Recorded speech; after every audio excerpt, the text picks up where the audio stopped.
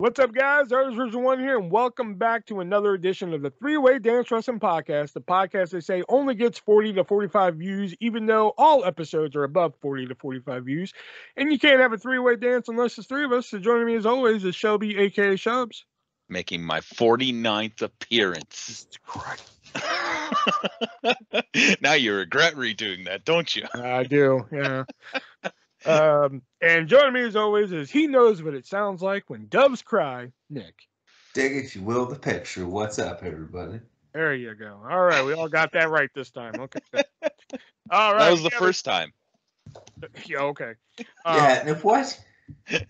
You just said about how... I know, yeah, I didn't say anything. Let him go. Just let him go. Let him go. All right, we have a show for you here tonight. This might be a long one because That's what she said. Yeah, it is the three-way dance after Wrestlemania. Most stupendous three-way dance. That's what it is. So we're going to talk about both nights at WrestleMania. We're going to skim over Stand and Deliver. And, of course, we're going to talk about some news. Not a lot of news because a lot of the news relates to WrestleMania, so it was kind of hard to pick out there. And we're going to try and get in He Said What? We don't know yet. But we are going to play three-word dance, and it came from eBay. So let's get into some news here, and let's start off with this right here. Back in the, I think almost like October now? Almost even August? WWE started airing some vignettes for Elias, where he was getting rid of the Elias character, or starting a new gimmick. Well, that new gimmick showed up on Monday Night Raw, but it wasn't the Elias that we thought we were getting. We actually got Elias's younger brother, Ezekiel. But it's just Elias without a beard. Did Chris Park produce this, or is he behind this, or Drake Maverick behind this? Because it sounds like it's something straight out of Abyss Land. Sounds like something out of TNA. Well, that's what I'm saying. Abyss and Joseph Park, because they were, right? Like, yeah. But here's the thing, though. With Joseph Park and Abyss, they could just throw on a mask. They shaved off his beard. Are you trying to make that sound like the big thing? Or wait though. Maybe because I did read something somewhere about how they're trying Harlan or whatever his fucking name is out on the main roster. So what if, and just hear me out, what if Elias as his quote-unquote younger brother Ezekiel, what if Joe Gacy and Harlan come in and they try and convince Elias that he's still Elias, he just needs to grow his facial hair back so he's not crazy anymore. And then they could just have him blend in as a member of Joe Gacy and Harlan's group. You have smoked yourself retarded. I did that a long time ago. Yeah. You have physically abused your mind. Hey, speaking of abuse. Yeah. Yeah. Oh, is this what I think it is? Probably. Recently crowned NXT Tag Team Champion Nash Carter, which we'll briefly talk about later. But MSK, Nash Carter, and what is it, Wesley? Is that his name? Wesley? Yeah. Yeah. He's in, well, I wouldn't say he's in hot water because this, unlike most of the stories I don't think are going to blow up, this one hasn't really blown up that much. I have not seen this on the radar that much, but Impact star Kimberly has put her husband on blast on Twitter, saying that Nash Carter has been physically abusing her and even putting up photos of the split lip and split cheek of him abusing her. So, wow. All I can say is, why haven't they fired him like they did Velveteen Dream? If Velveteen Dream was proven innocent. Because he is a cornerstone of the 2.0 brand. Unfortunately, because fuck that tag team. We'll get to that later. Fuck. Okay. But you think they would take it a little bit more seriously? I don't know. Like, I mean, WWE seems to only be favorable towards people that think they can actually make money off of, good or bad. Well, yeah. And in this case, they think they can make money off this guy, which I really don't know about, to be honest. But that's Well, not. they could probably make money as a tag team, but I never see them as single stars. No, not at all. Not at all. The single star they had is in Impact. They had Trey Miguel. This is hard to think they shouldn't be doing something more about it, like investigating it or something. Mm-hmm. Is what I want to see there. Yeah. That's yeah. Bottom line is, it sounds like Nash Carter is an ass. Hey, speaking of ass, last week on the pod, we reported that Toni Storm has made an ass load of money on OnlyFans. Well, now she's gonna make even more ass loads of money because she is now all elite, and she's gonna be, of course, fighting in the men's division. What? No, I'm just kidding. No. She will be in the women's division, of course, helping that division out, which they're starting to get a little beefy in the women's division. Yeah. I was gonna say. I mean, like beefy as in like they're starting to get some good women in there. Yeah. They need to get rid of a few there. Like, I'm sorry, as much as I like her, she needs to decide whether or not she wants to do this or not. But if she doesn't want to do it, they need to get rid of Rio. Right, oh, yeah, get rid of her. Because, I mean, she shows up for like a month and then she disappears for like 6. Yeah. Are we talking Red Velvet? Red Velvet? Yeah, she can go. Who are you talking about otherwise? Red Velvet can go. A month or 6. Like, who's that? Rio.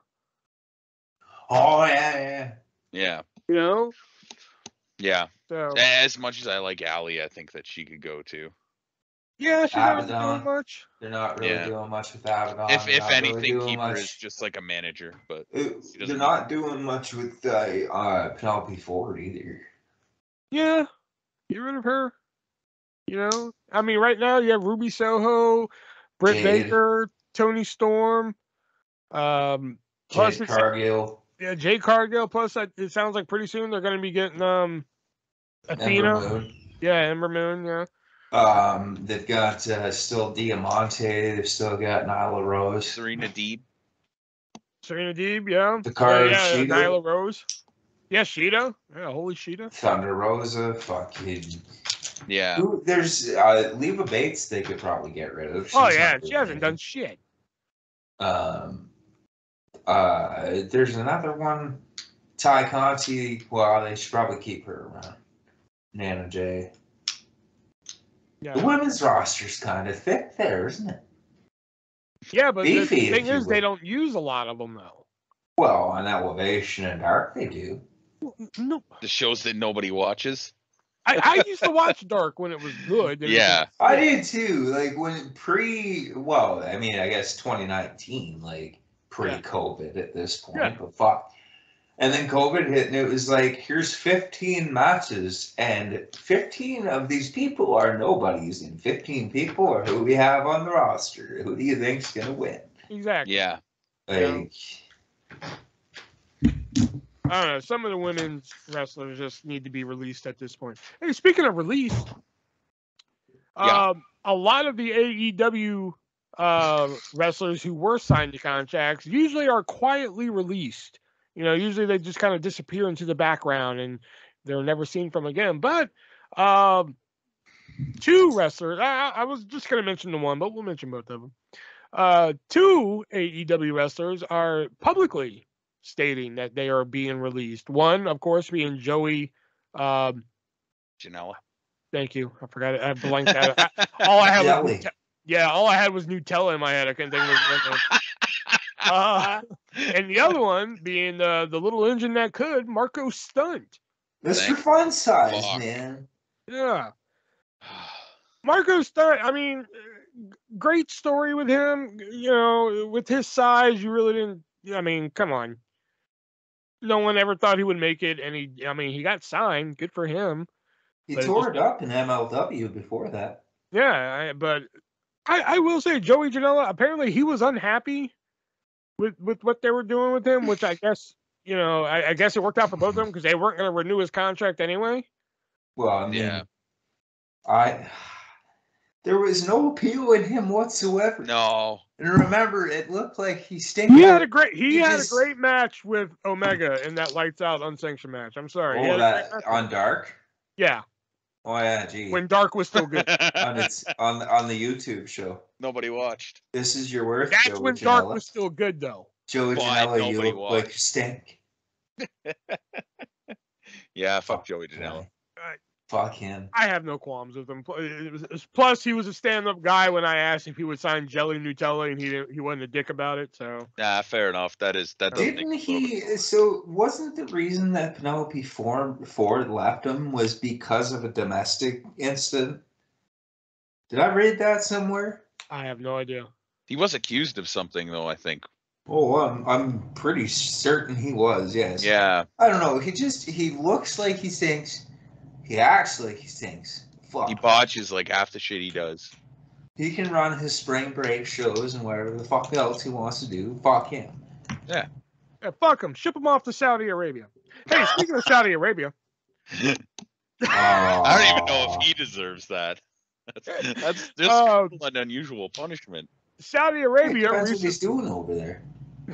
Saudi Arabia recently had their show for the first time in like a year because of COVID. They had Elimination Chamber. Apparently that wasn't enough for them. It looks like they're going to be getting another gimmick show. The return of TLC. Which, please, no. When is this supposed to be? Is it going to be in the fall? I have no idea. I think September, I think. Watch the Saudi Prince or whatever is going to request the Dudleys versus the Hardys versus Edge. I mean, at least they're all alive. But then we'll get Edge and Priest versus. They don't know he's dead, do they? Okay, sorry.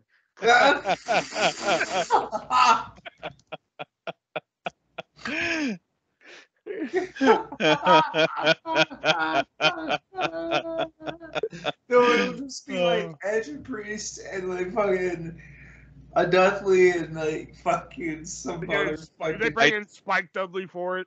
I have a question though, not related to this topic, but are we going to be going over the Hall of Fame at all? Why would we? Okay, so I was watching like a package during WrestleMania of the Hall of Fame, and I swear to God, they showed the Bellas when they were up there with like when Vader's son and his wife were up there talking, and they just like looked so embarrassed they were looking away from the camera. we're looking like, where's Vader? It's like, oh my God, this is embarrassing. That's just that's man. What were we even talking about again? How did Saudi show? Yeah, Saudi TLC. Oh yeah, they're gonna ask for the Dudleys, the Hardys, and hey, you know what? If the Saudis give enough money, I'm sure they can figure out how to do it. Hey, they could get dances with Dudley, and dances with Dudley. Oh no, Sign Guy Dudley's dead. Yeah, they could use dances with Dudley and Spike Dudley. There you versus Edge and Priest versus Lita and AJ Styles. There you go. There we go. Sure. That is a weird mix of people. It's Saudi Arabia. It's Saudi Arabia, baby. Anything can happen. Yeah, they're all gonna dress up like him too. All right, that was the news for this week. Now we're gonna head on to our games that we like to play here. It came from eBay and the 3-word dance here. And Nick, you're down by 4. So in order to at least tie this bad boy. Isn't that the biggest deficit there's ever been in this game? No, 5 was the biggest deficit. Oh, yeah, I crushed it. That's right. So in order to at least tie this before episode 52, you have to win this again tonight. Rude. Rude. Okay, look my crack then. That's rude too. Shoosh. Shoosh. God. Oh my fuck. Don't remind me. Okay, let's start with an easy one. All right. All right. So I gotta explain this. Back when Seth Rollins was Money in the Bank, he was getting his big push and everything. They came out with like a kit that like you got like a Seth Rollins shirt and you got a foam Money in the Bank case and everything. Well, this is just the foam Money in the Bank case. You don't get the shirt or anything with it. So Shelby, I'm sorry, Nick, how much is just the foam Money in the Bank case going? This is the cheapest foam item we've ever done on this fucking show. $60. $60. And what's your name? Shelby. I'm having a problem with names tonight. We're all having a problem. We watched a lot of wrestling this weekend, and I know, right? Tuckered us out. Don't remind me. We had to redo the fucking opening. I'm having problems with names and shit. Shelby can't remember that. We redid the opening. What? Contradicts himself. I'm gonna go $70. Should have went the other way. Mm. It's actually only going for $24. Wow. Hot tub. That's right. Okay.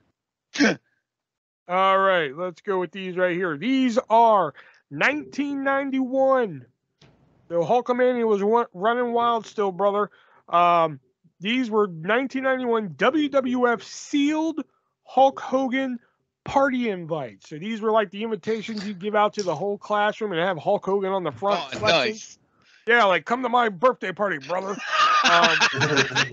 You just got Hulk Hogan on there, like giving you a thumbs up. Yeah. So, Shelby, how much are these sealed 1991 Hulk Hogan party invites going for on eBay? $50. 50? 50. 50. And Nick? Oh, sorry. No, you did not hit the. No. Oh, wait, I win? No, you did not get it on the head. 75. 75. You went over by $5, Nick, because it's actually going for $60. Oh, wow. Oh, wait. That's right. $5 more than me. Yep. Yeah. Do you imagine like hearing it back at that time? You're not coming to my Hulk Hogan birthday party, brother. All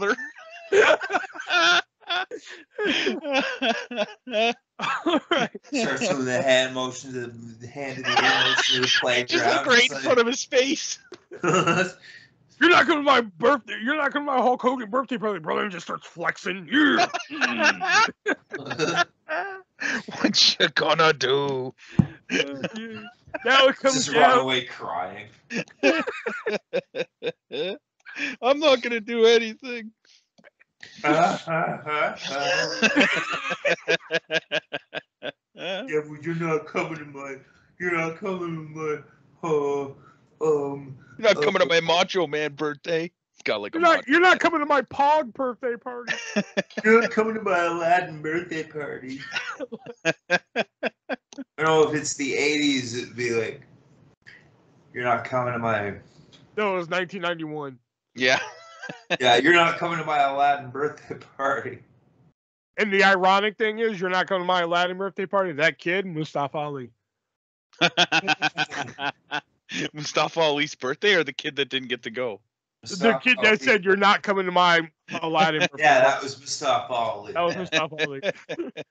All right, now it comes down to the ass blast. I almost recorded myself taking a shit the other day for this. It was disgusting. Please do. All right, so who got it? Oh, Nick. Nick, would you like a Sable and Chris Benoit item? What? Yeah. A Jesse Ventura unique item, or a 1997 Survivor Series item? Oh. Those are very interesting, actually. Fuck. Benoit and Sable. I will say the Ventura one is very interesting. Survivor Series or Jesse, but I gotta go for the Jesse Ventura. All right, this one's pretty interesting. All right. This is a 1985 Jesse Ventura Nevada wrestling license application. Whoa. Wow. So this has like his real name on there. He had to fill out his real name, his wrestling name, date of birth, all this shit on. Excuse me. All this shit on here. It was if it's still on eBay after we get done doing this, look it up. It's very interesting to look at. Yeah. So Nick, how much is the 1985 Jesse Ventura Nevada wrestling license application going for on eBay? So this would technically be signed by Jesse Ventura then. Essentially, yeah. Yeah. $3,200. $3,200. Shelby? Oh man, this is difficult. I go $5,000. 5. And Nick, you're still in it. Oh. Still in it. Because Yeah. it's going for, this is not usually an ass blaster price, but it's an ass blaster type of item because you don't see this every day. It's going for the price of $1,500. I'm surprised it's that low. It is a unique item. Yeah. He is still alive though too. Still though, that's something that like you don't run across every fucking day. Yeah, like when I found it, I was just like, wow, okay, I got to put this on here just because. Yeah, that's a Jim cool Cornette item. might have a couple of those things in his. Oh well, jacket or yeah. whatever. But I mean, he was a manager and also a promoter, so. Well, but I mean, he might have a couple that'd be worth more than that. Oh, That's probably. Yeah. All right, now it's time for the 3-word dance, where we give 3 words that relate to a wrestler, and we see if we can figure it out here. I'm gonna go with. No, you know what? I'm gonna save that one. I had one to fuck with y'all, but I'm gonna save that one. Oh, perfect. That was gonna be Johnny Knoxville. No, I've already done Johnny Knoxville. So. Pat McAfee. Could do Johnny Knoxville Logan again. There's Paul. nothing that says you can't. All right, I'm gonna do this one. Your 3 words are merch, as in merchandise. Merch. Miz. No. Hogan. No. Merch. Bell. Twin. John Brie. Cena. No. Brie Bella? No. Daniel Nikki Bryan. Bella. No. John Laurinaitis. No.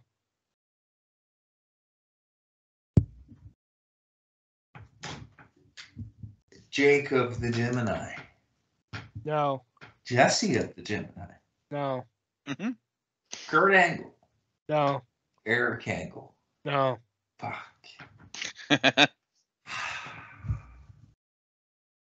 Oh, Earl Hebner. Yep. There we go. Because they He were was selling fired merch in the for- back of their car. He was fired for selling illegal WWE merch. Bell, ring the bell! And Twin, he did that whole storyline where David Hebner, his twin brother, and shit. Yeah. Oh, that was good. That was good, Shelby. I'll give it that one. Yeah. The merch one got me. I was like, merch and twin. Oh, yeah. Next 3 words are Texas, break, kick. Fritz Von Erich. Nope. Kevin Von Erich. Nope. Kerry Von Erich. Nope. Mike going. Von Erich. No. Who's the other one? Any of the either 2 remaining Von Erichs. No. 3 remaining Von Erichs. No. Shawn Michaels. Correct. I can't believe that took that long. I was just letting him finish his little Von Erich run there. Yeah, I didn't think it would take that long, so I thought I'll let him go through the whole list. I think that's pretty self-explanatory. From Texas, Heartbreak Kid, Sweet Chin Music. Yeah, he's a super kick. All right. Pink. Black. Screw. Bret Hart. Bret Hart? Damn. Really? That was too easy. If you didn't I want to watched- play tonight, I I've thought watched mine a were lot easy. of wrestling the past couple days. I was about to I say, if you hear didn't ya. want to play tonight, yeah. I hear you, man. Too much wrestling. Too much shitty wrestling. All right, I'm gonna do the one to fuck with y'all. Fuck. All right. Okay. Survivor, family, team.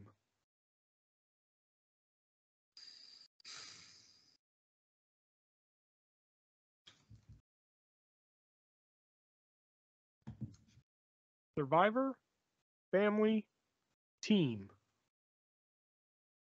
No, do not look at the initials. I already started.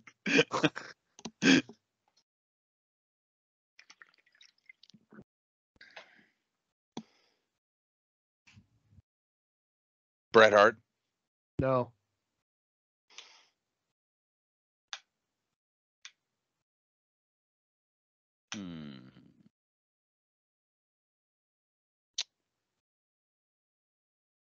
Arn Anderson.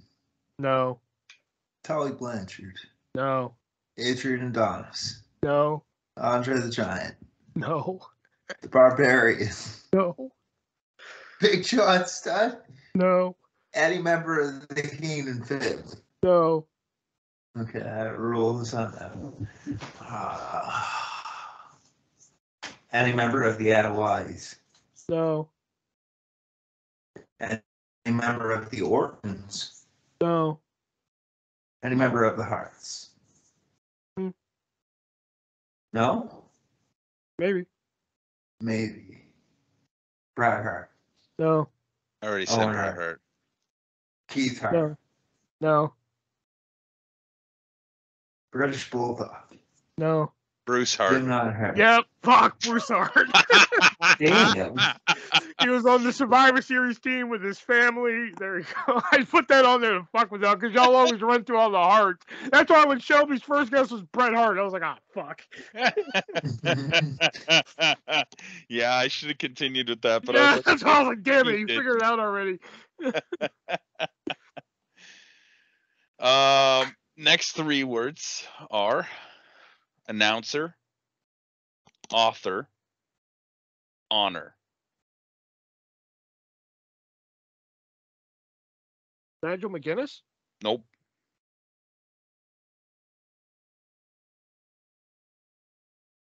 Samoa Joe? Nope.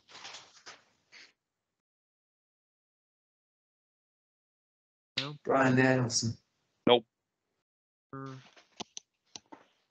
CM Punk. Nope. What was it? Announcer, honor, author. Yeah.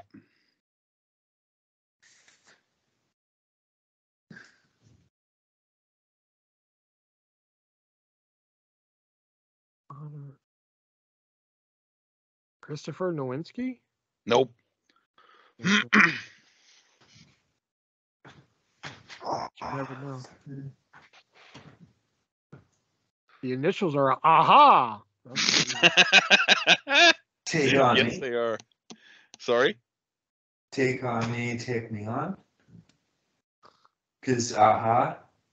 Take on me. Take on me. Announcer. What is your obsession with announcers, man? They can be Randy difficult. Savage. No. Roddy Piper. Mm-mm. Ric Flair. No. Mr. Perfect. Jerry Lawler. No. Jerry Lawler? Nope. Jim Ross. Nope. Ah. Kevin Kelly? Nope. Jim Cornette. Nope. Wade Barrett. Nope. I thought Beth this would be a lot Phoenix. easier. No. Mike Tenay. No. Don West. No. Mongo. No. Eric Bischoff. Nope. Josh Matthews. Nope. D'Lo Brown. Nope. Matt Shrek. Nope. Todd Grisham. Nope. Jonathan Coachman. No. Jesus Mick fuck. Foley. No. Taz. No. Hint. Ring. You guys Honor. are so close at the beginning. Ring. I don't even remember what I said now. Announcer. Fucking... Colt Cabana? No. What are the three? Announcer, ring, announcer, honor. What's the that? other one?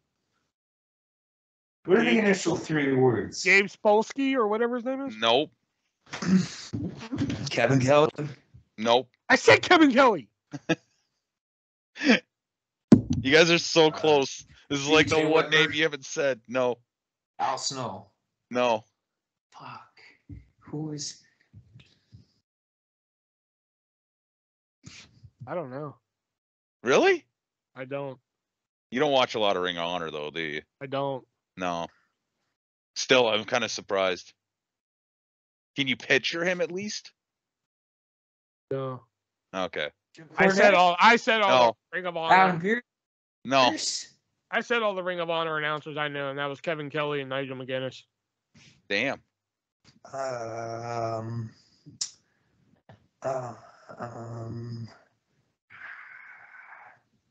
He gives up. What is it?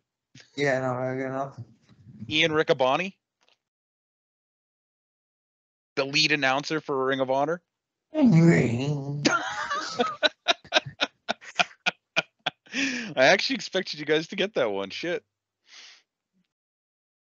Thank you for wasting. We know who he I was is. about to say, yeah, thank you for wasting our time tonight. Damn.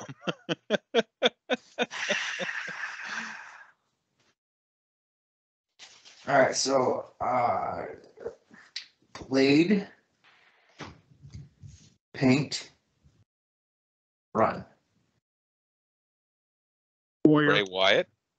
Fuck Warriors, the Warrior, one, yeah. Blade Runners and paint, the fucking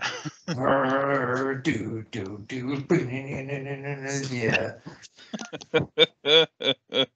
Too much wrestling. Yeah.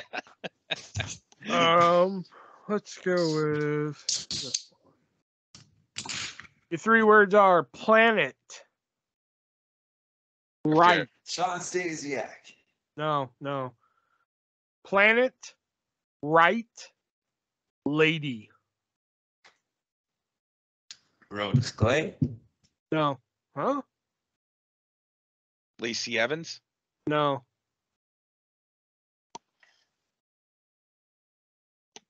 It's not Sean Stasiak. No. Well, it wasn't the first time, but because you said it the second time, yeah, Sean Stasiak.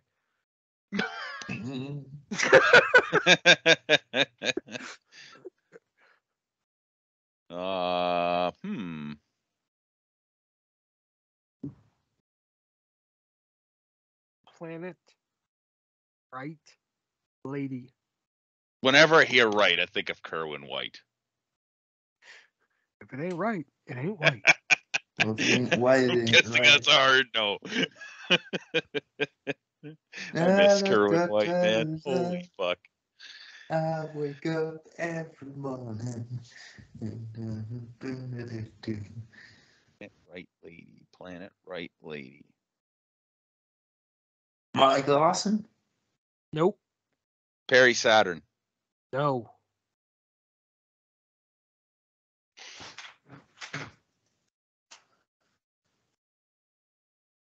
Right lady.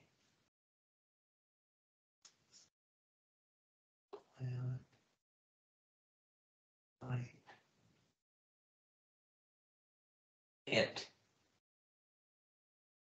Censorship. Ivory.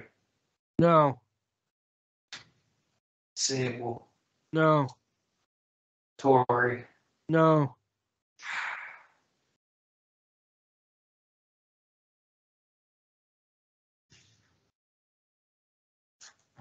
Censorship. China. No. Don Marie. No. Sonny. No.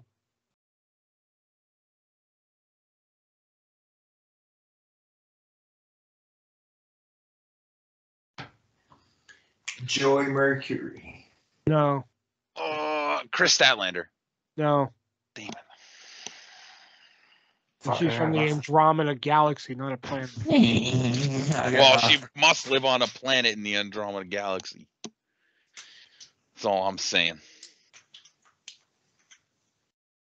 No, they've changed her gimmick, but I got nothing. Charmel. No.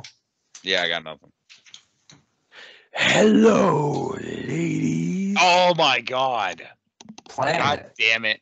Val Venus. Oh shit. Oh, you Right, suck. being right to censorship, and lady, he told Yamaguchi, goodbye, lady, or hello, ladies. I was just gonna start rifling off all the people in right to censor, and I was like, no, that's a bad move. You would have got there too. I know, fuck. That's why when he said Ivory, I was like, he's got it. But then he just started naming off women. I'm like, all right. All right, my last 3 words are Knox, burned, attitude. Earned as in EARNED. BURNED. Oh, Kane. Yep. Fuck. Mayor Knox County. He's burned, and he was in the Attitude Era. All right, so 3 words: rookie, slam, cousin.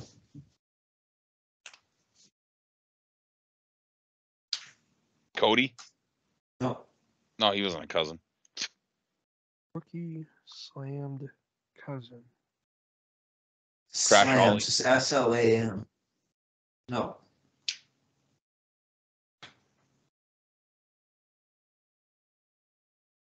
Rookie, slam, cousin.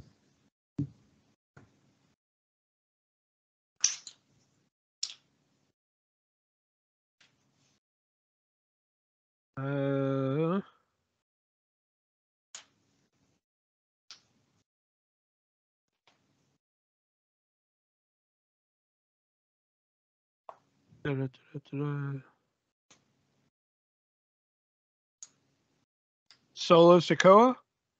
No.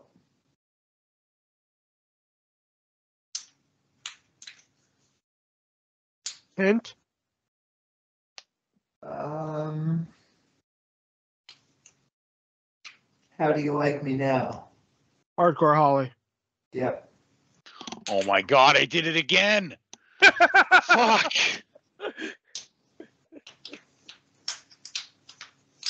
Man, I just cleaned up on y'all's tonight, man. I swear. Yeah, no shit. You got a lot of points tonight. Yeah. All right, that was a 3-word dance. And before we get into our review of WrestleMania and a little bit of stand and deliver there, got to give a shout out to one of our sponsors, that being hardtofindtv.com, where you can head on over and find that classic TV show that is not available in physical media. They'll put that on Blu-ray or DVD for you for a reasonable price. And if that price just isn't reasonable enough for you, be sure to use the checkout code ARTIST at checkout, ARTIST, and save yourself 15% on your purchase. Just note that they only accept Amazon Pay at the moment, which is kind of a downside, but hey, Amazon Pay, if you've ever used it, easy way to pay for your purchase. A lot of fun too, I hear. Yeah, it is a lot of fun. Shut the hell up during the ad break. No. Whoa. I'm not in the mood for your shit tonight. Yeah, apparently. And look through the thousands of titles they have. If for some reason you can't find what you're looking for, feel free to email them and ask them. They'll be more than happy to look up a request for you, see if they can get it. And what I like to say is, if they don't have it, you don't need it. Hardtofindtv.com. Use checkout code ARTIST, save 15% on your purchase. And my washer is going out of control right now. Jesus. The hell? All right. Sounds like it's off balance there. I know, Yeah. right? Damn. All right. So let's just briefly go over Stand and Deliver real quick. I told these cats to just check it out. They don't need to write notes or anything unless they really wanted to. I just watched it and just did a star rating for each match. And I wrote some pretty extensive notes for some of them. damn. Yeah, some of them were good. Some of them were good matches. The first thing right off the bat, the ladder match, the North American heavyweight title ladder match. I fucking loved every second of it. 6 stars. My first official 6-star rating match right there. I gave Meltzer it now. It's 6 stars. It only got a 4 for me. You're out of your fucking head. You're off the show. Oh. Sorry. Oh. I have a 6-star match this weekend, I will say.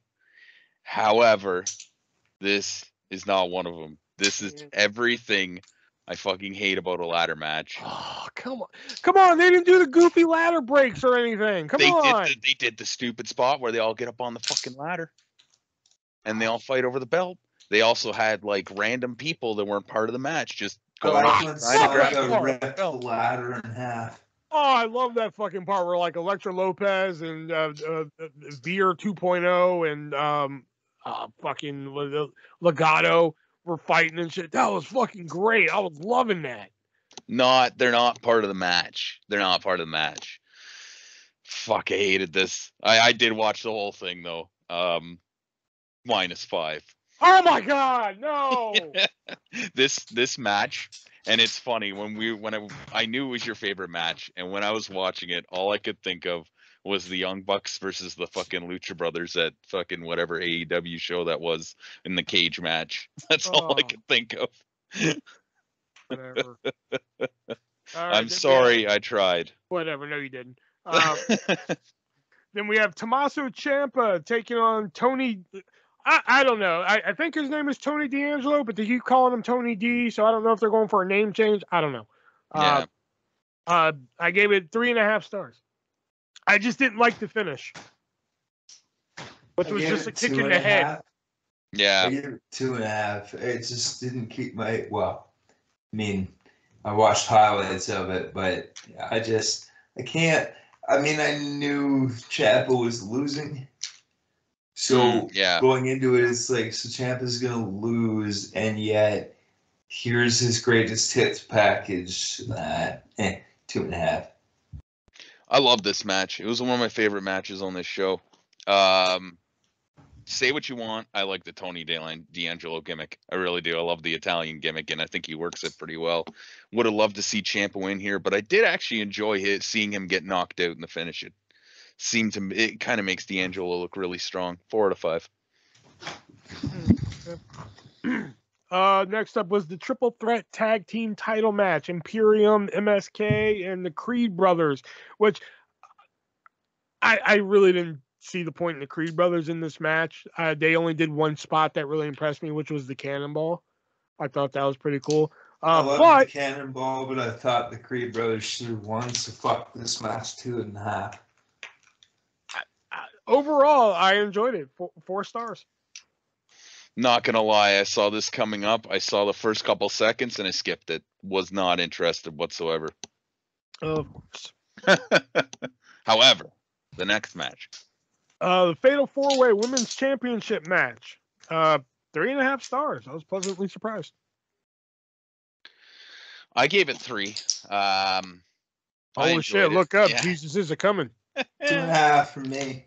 I like Cora. I'd like to see them do a little bit more with her. She seems to be kind of in it. She needs to learn how to throw a punch, but I think she could be something. I would do dirty things to Cora Jade, but 2.5. Okay. It just seemed like KLR and EO were in there to make the other two look good. So yeah. Gunther versus L.A. Knight. These two, to me, just didn't really seem like they clicked. 2 stars. 2 stars for me. It was an extended Gunther squash. This was another one of my favorite matches. What? Really? Yeah. I love Walter. I love what Walter was. This isn't Walter. This is Gunther. It's a little bit different. But I do feel like this is something that they could put to the main roster. And he likes, or something that they will put to the main roster. Something that they could actually get behind. And he can wrestle. He can really actually wrestle, and so can LA Knight. Well, yeah, they can wrestle, but it just seems like these two just did not click. I didn't see that. Oh, okay. Yeah. We'll talk about not clicking later on. What'd you give it? 4 out of 5. And the main event, Braun Breaker going for the NXT title against Dolph Ziggler. Did not give 2 shits, 2 stars. Wow. Like it was a really good show until Knight and Gunther, and then it just went to shit. 2.5, like 2.5, and the winner just obviously they did it just to throw people off. Yeah, that was considering what eventually happened, that was really dumb. But that's what I'm saying. Yeah. I did enjoy the match. There's a lot of great heat in it. These two work very well together. Another 4 out of 5. Wow. Okay. Yeah. And it's funny too, because like these matches, I didn't write that much because I was enjoying them that much. I couldn't fucking look away. See, that's how I felt during that Lucha Brothers Young Bucks cage match. I didn't write a single note because I just loved it so much. Yeah. I started to write notes. I figured like, okay, I'll write notes for Stand and Deliver and fucking make these cats fucking review it. But then like once I was enjoying the ladder match so much, I was like, fuck it. All right, so let's get started. Night 1, WrestleMania. And yeah, we're off to a bad start. Yeah. Shinsuke and Rick Boogs going for the SmackDown Tag Team Championships against the Usos. And when the fuck can Shinsuke Nakamura get a WrestleMania moment, for Christ's sake? I know. Not this year. Yeah. I noted here, I forgot who the announce team was, Michael Cole. They're like, the gold is on the line. They do realize that these belts are silver, right? I thought this was the wrong match to get WrestleMania kicked off. I mean, it wasn't very good.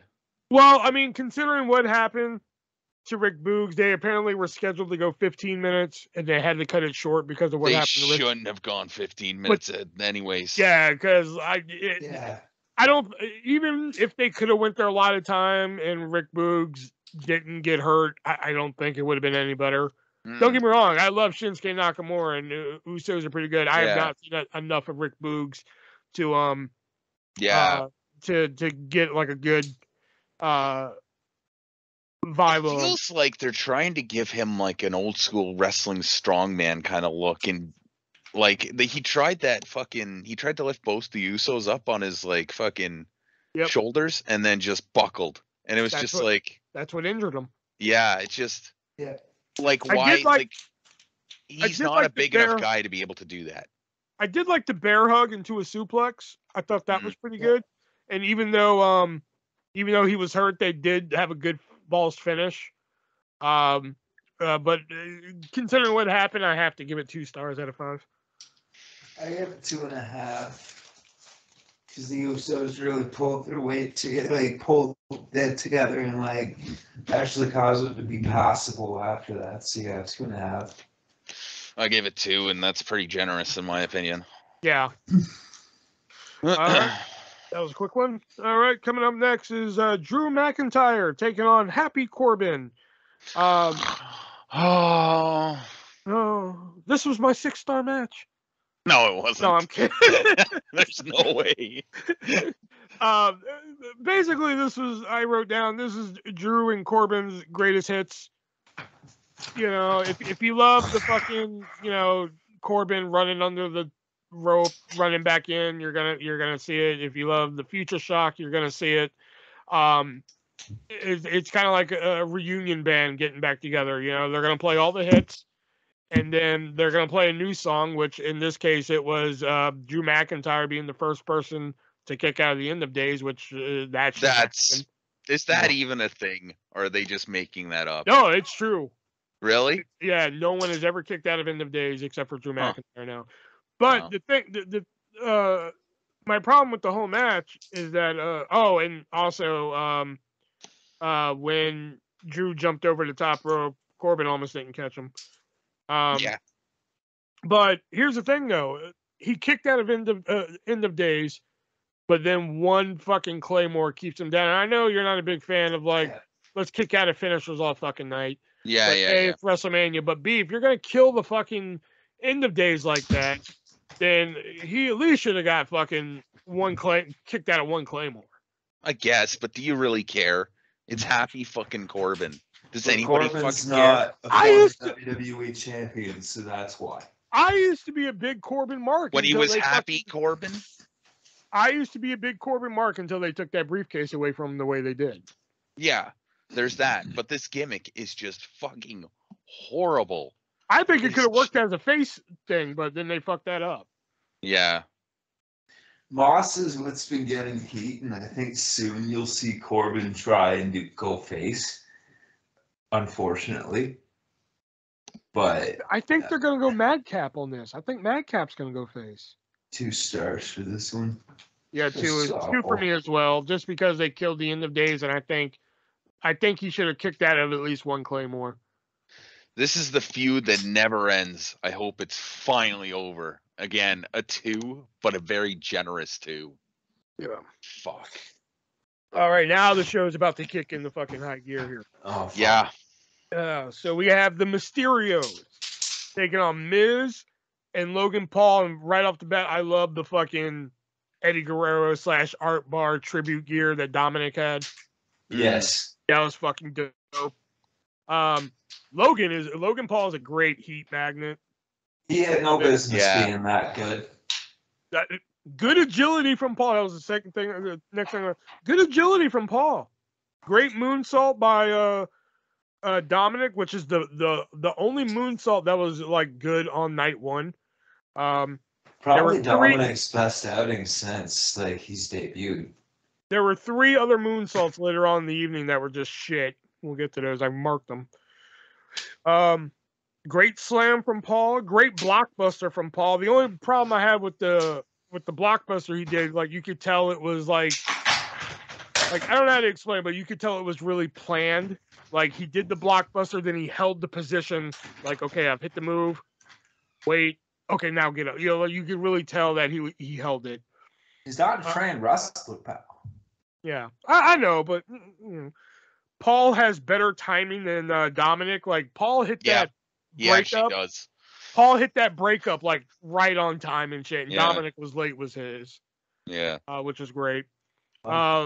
Logan's Eddie Guerrero fucking quote unquote tribute was fucking great. Drawing from the crowd like that. When he got on top and did the fucking shoulder thing, oh my god. Gold. Love the finish. Love this match. 4 out of 5. Did you? So I was confused in the finish because they said Miz tagged himself in, but I rewinded like 5 or 6 times. I could not find him tagging himself in. It was when Logan was on the ropes for the 619. But wasn't Miz on the floor at that point? He hopped on the apron. The camera missed it, but that's what he did. But yeah, love this match. 4 out of 5.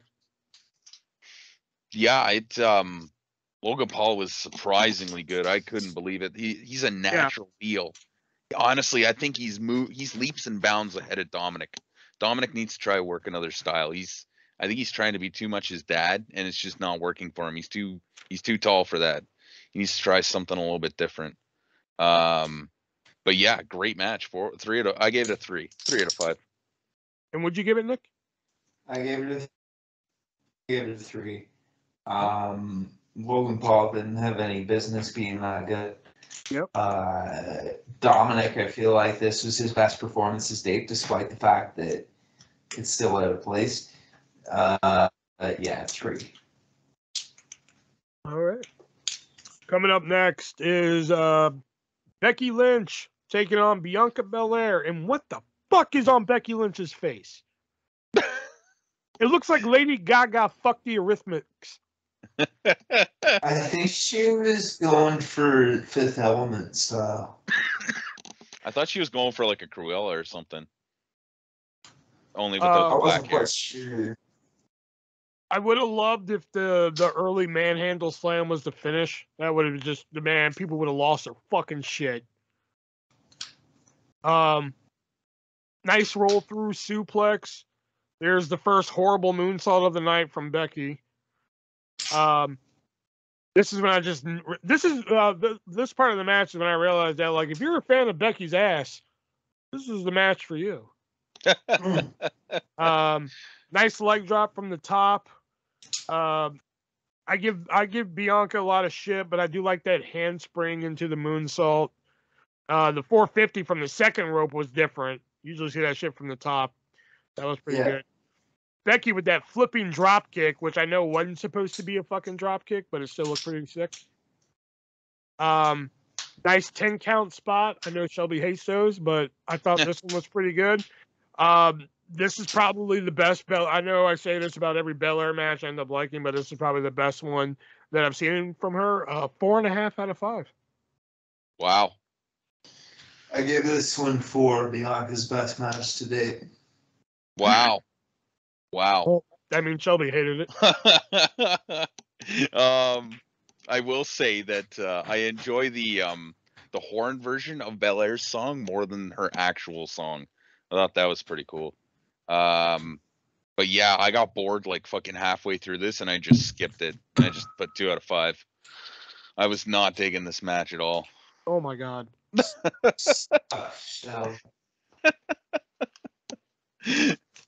God, I can't with you sometimes with the show. I finally find a fucking match with this whore that I like, and it's the one that you're like, yeah. It. Honestly, you know what? I'm starting to find that with a lot of Becky matches. Because there was the match with Dewdrop. I fucking hated that one too. Yeah, that was actually really good. It was just in a bad position. Yeah, I don't know what it is. Maybe it's just Becky. I mean, I like the Lita match and the Liv Morgan match, but I don't know. I don't remember liking the Liv Morgan one. The Lita match is good. All right. Coming up next is Seth Rollins taking on Elias. Not really. Taking on Cody Rhodes in an epic entrance for Cody. They did it right. Yeah. I'm surprised. There's only one royal family. That crowd went insane. They went insane for like 2 things on this show. And that was the first one. Oh, actually 3 if you count the Undertaker walking out. But finally, it's Cody Rhodes. I love the Stardust callback where he did the cartwheel and shit. Yeah. That was good. Nice suplex over the top rope. That was good. Love Rollins being pulled to his feet. Oh yeah, where he lays down and he grabs the top rope, then he gets pulled to his feet. All of that. Rollins yelling, "Welcome back to the big leagues, bitch!" That was fucking incredible. Great dive from Cody. Then here's the second moonsault that was just meh. I don't know what it is with these moonsaults here. Great powerbomb outside. Good. Oh, I love the reverse suplex that Cody did. Not Cody. Seth did from the top. Then he turned it into a curtain call like Gold Dust. That was good. Fucking Cody Cutter. Loved it. This is how, and the finish of this match, this is what I wrote here. This is how the finish of this match is similar to how McIntyre and Corbin should have ended. You know, like he hit the crossroads, Seth kicks out, so like when it came time for fucking Cody to finally put Rollins away again, fucking hit it like 3 times, and that kept his ass down. So like, see, that was the part of the match I didn't like. I honestly, and especially like with the McIntyre one, I can understand it a little bit more. But with this one here, with Cody just coming back, you want him to have a strong win. You don't want him having his finish kicked out of once and then him having to hit it 3 times before he actually, you know what I mean? Like that's where I'll disagree. But they were also trying to sell the fact that Seth was trying to play spoiler. How do you mean? Like, you know, okay, Cody Rhodes is back after 6 years, man. You know, so that's why he kicked out. I guess. I don't know. I don't know. I think this type of finish should have been used for McIntyre and Corbin. I would agree with that more than this match, but okay. But I gave it 3.75. I gave it 4.5 out of 5. It's tied for my match of the weekend at 4.5. Wow. You might be surprised at what the other one is. But no, this was good. I fucking loved this. The entrance was great. They did it right. They could have been a little bit better in match, but I mean, the entrance was great, and especially that wrestling has only one royal family. You know, rising up from from below, like that was great. did you guys watch him come out last night on Raw and do the promo? I didn't. I saw some of it, but not all of it. I think they fucked with him because he was making his entrance down the rampway, and he stopped about halfway, and he looked back at the Titantron and did like a pose, and then nothing happened, and he turned around, and as soon as he turned around, his pyro was hit, and he gave this like look like, fuck guys, what the hell? Well, maybe his timing was just, maybe the timing was just off. Maybe it's just, I don't know. I was just like, are they starting to fuck with him already? They're like, that's what you get for breaking that throne there, buddy. Yeah. So this is what you get for breaking the throne. I wrote holy fucking shit, holy fuck, holy fuck, holy fuck, holy fuck a lot.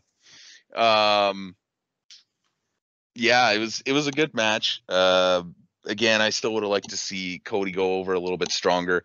In typical Cody fashion, though, it was very overbooked. There was a lot of false finishes and a lot of like big moves that he didn't really need. It was a Cody match. But I still enjoyed it. I'll give it a 3 out of 5. I am still hoping that they won't entirely fuck this up, but I don't know. He's gonna be champ. No, he's not gonna be champ. Yep. No. Yep. No,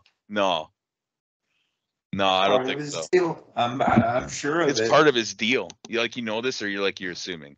You're assuming, obviously. I'm assuming, but I think that would probably be part of his deal. I don't even know. Make me chant this. He was supposed to be during his last run. He was supposed to win Money in the Bank, I think the year Sandow did, and go on to cash in successfully. But he's not beating Roman. Changed. They can't. Nah. I don't think so. I'll disagree. They can't, but they will. No, because he'll win Money in the Bank and challenge for only one of the belts. They're not near nice enough for that. They're gonna fuck it up. Yeah. All right. Coming up next is going to be Charlotte Flair defending the SmackDown Women's title against Royal Rumble winner Ronda Rousey. Really? This should have turned out to be quite good, but instead it got fucked. What? With the finish. That's all I have to say. 2.5.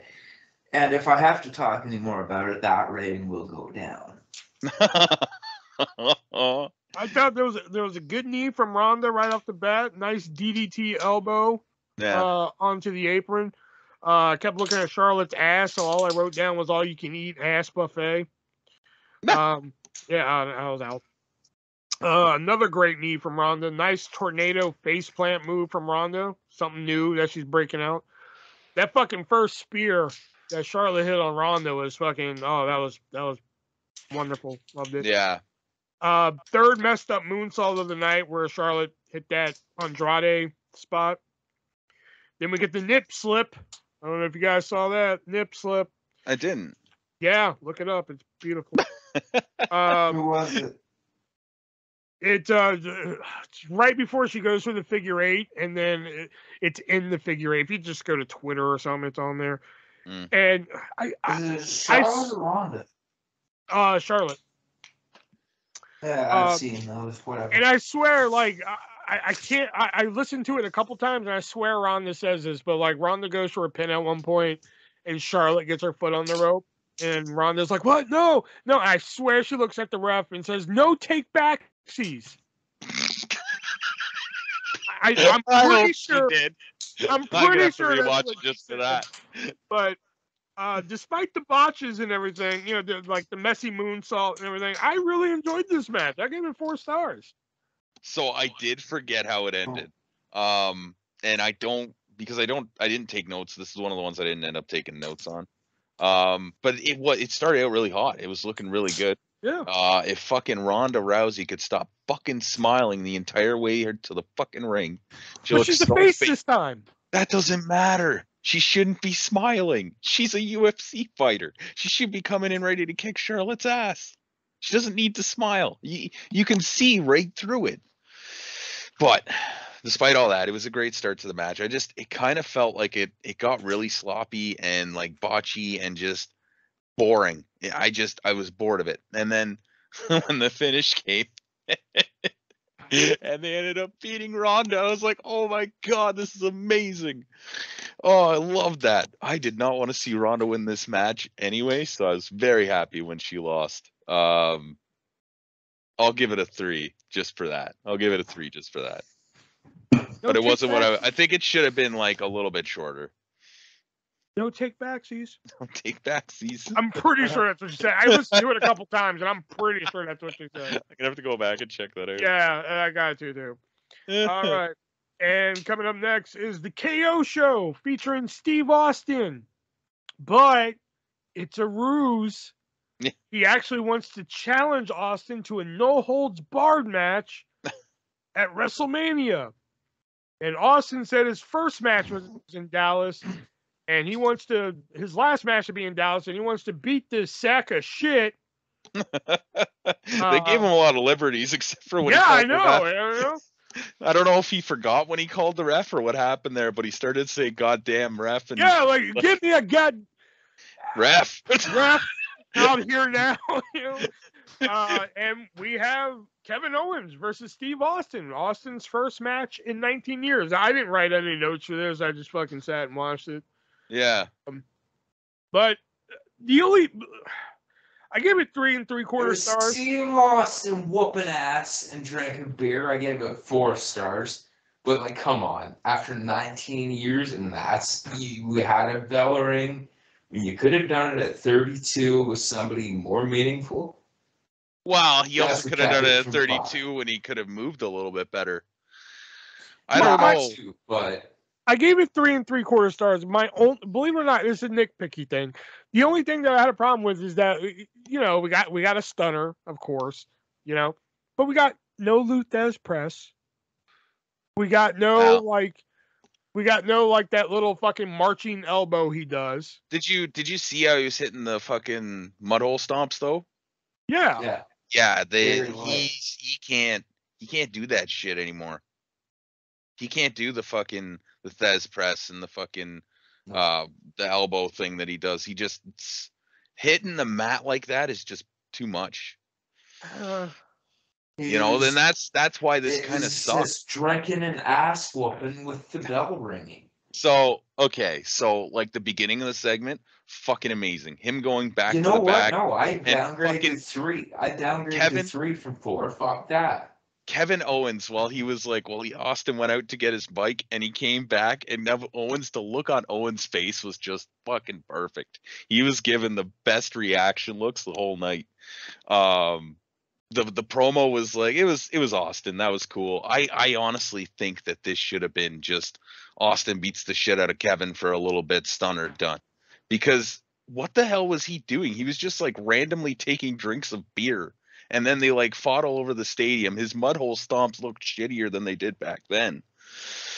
This isn't really what I was kind of hoping for. I had higher hopes. I thought it was a good nostalgia match. It was good to see Austin get a proper send-off. Because I'm sorry, WrestleMania 19 was not a proper send-off for him. No. So it was nice that like he got to come out there, whip ass. I did like the little beer in between. I thought that was kind of funny. It was just weird because like he opens one, takes a drink for it, puts it on the ring, and then goes and grabs another one. I'm like, what are you doing? And you notice they were funny. Tall boys too. Yeah. You know, I thought it was pretty funny, and apparently he and Kevin Owens in real life were good friends and shit. So it was nice that he got to do it with a friend. Yeah. You know, so that's why I gave it, like, for the nostalgia alone, I gave it 3 3/4 stars. Yeah, I'll give it a 3. Just like you said, the nostalgia and like that pop that he got, man. That pop was fucking incredible. Yeah. People fucking loved him, and you know, for a reason. I mean, they still sell the Austin 316 shirt on Shop. That's like the only shirt that they've had for that fucking long, you know. So I'll agree. There we go. All right, and that was night 1 WrestleMania. I did not think we could get to this quickly.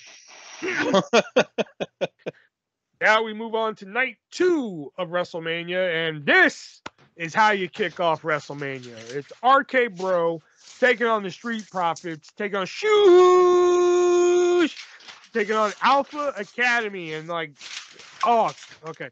Great dive by Montez Ford over the turnbuckle. Yeah. Awesome moonsault by Gable. See, this is the inverse. Everybody had great moonsaults this night. Everybody did a moonsault, did it perfectly. Great moonsault by Gable. Good suplex clothesline by Alpha Academy. Nice monkey flip from Gable.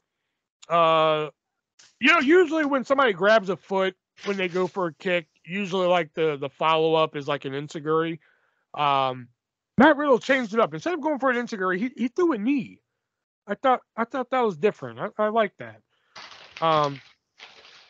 Great Steiner callback from Alpha Academy. I love the tag team blockbuster from Street Profits. Good plancha from Dawkins.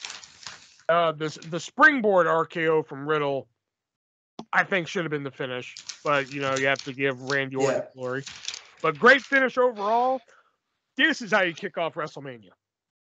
Like that tag team fucking match from the other night, bullshit. This was fantastic. 4.5 stars. I gave it 3.5, but the reason I gave it 3.5 mainly has to do with the fact that the rules were all over the place because it was a triple threat tag, and I was bothered because you then had a fatal 4-way tag. There was only 2 in the ring, but this triple threat tag had 3 in the ring.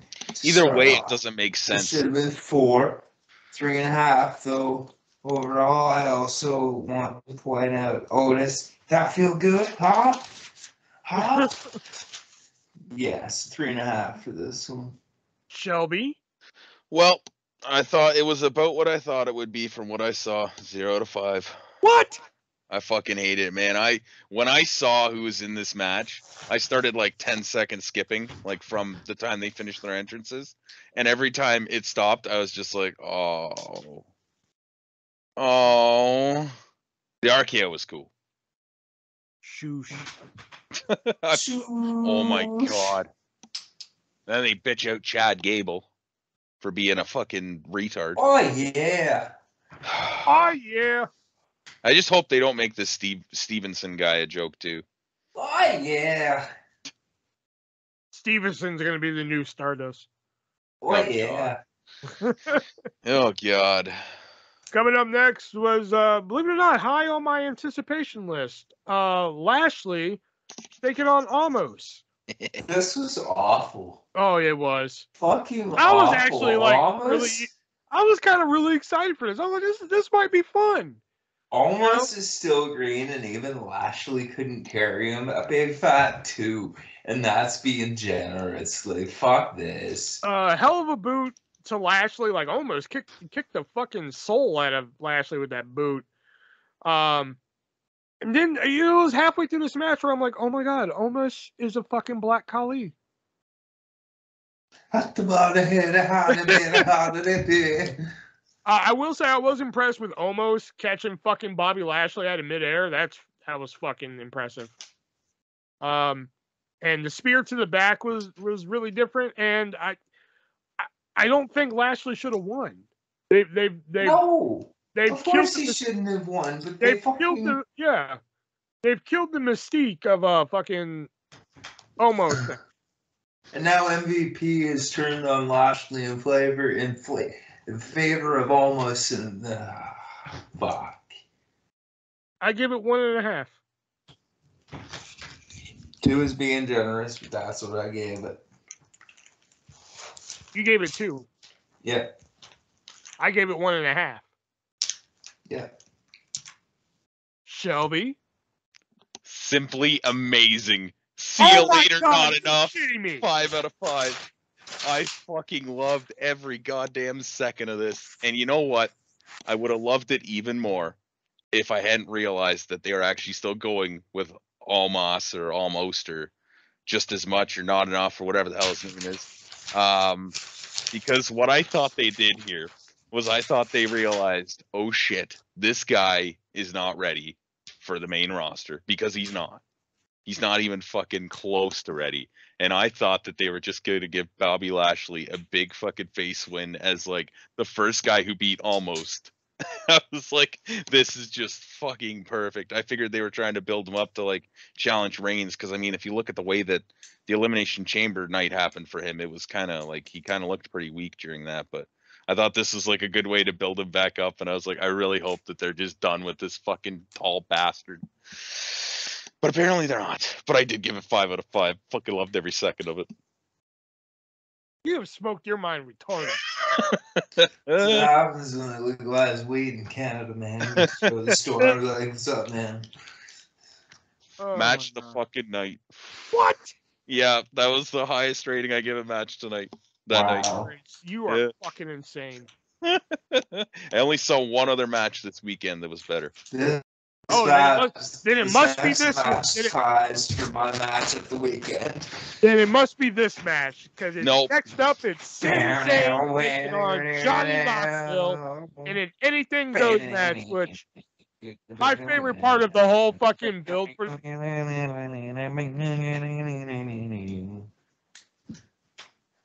You done? Okay. My favorite part of the whole build for this fucking match was Sami Zayn screaming, "I want an anything goes match," and Johnny Knoxville just laughing like, "You're on, Schnookums." Yeah. Honestly, my favorite thing in that promo package was Johnny Knoxville hanging fucking Sami Zayn's sign or Sami Zayn's phone number on a fucking plane. Fucking incredible. Like, anything goes. You're on, Schnookums. You're toast. Oh god, it's great. All right, Haluva kick right off the bat. Damn. Hell of a crutch shot Johnny took. Yeah. He took that fucking whoo boy. Good symbol spot. Johnny took a hell of a table spot. And then I just wrote these in capital letters, but Party Boy, Wee Man. Wee Man over as fuck. Wee Man body slam. Oh yeah. Great tornado DDT by Johnny. He hit that perfectly. Mm-hmm. Wee Man took that fucking kick like a boss. The 7-10 split. Oh my god. The pyro distraction, gold. The high five spot. I never laughed so hard during a wrestling match in my life than when that fucking thing came out and smacked Sami Zayn. Oh, the giant hand, yeah. Yeah, oh god, I laughed so fucking hard when that came out. And people have been saying online that's actually Mae Young and Mark Henry's son debuting at WrestleMania. No. That's the Jackass gimmick. It was fucking great. The giant mousetrap gimmick, fucking awesome. Like, there is not one thing about this match that I didn't like. This is like if Jackass was a wrestling show. I fucking loved every fucking second of this. Like, Shelby loved the last match somehow. Are you done, Schnookums? There we go. This was phenomenal. This is my second 6-star match right here. This is phenomenal. Loved every second of it. Wee Man over as fuck. Party Boy coming out. It was so good. It tied for best match of the weekend for me at 4.5 out of 5. This is fucking great. What do you think about it, Shelby? Please give Sammy a sandwich. 0 out of 5. What out of 5? 0. Oh my god! And the only reason it didn't get less is because as soon as I saw that fucking dancing jerk come out, I fucking stopped watching and just fucking went to the next It would have match. been so much better if Party Boy's music was there too, like do. Fuck you. I hate it, honestly. So, like, Yeah.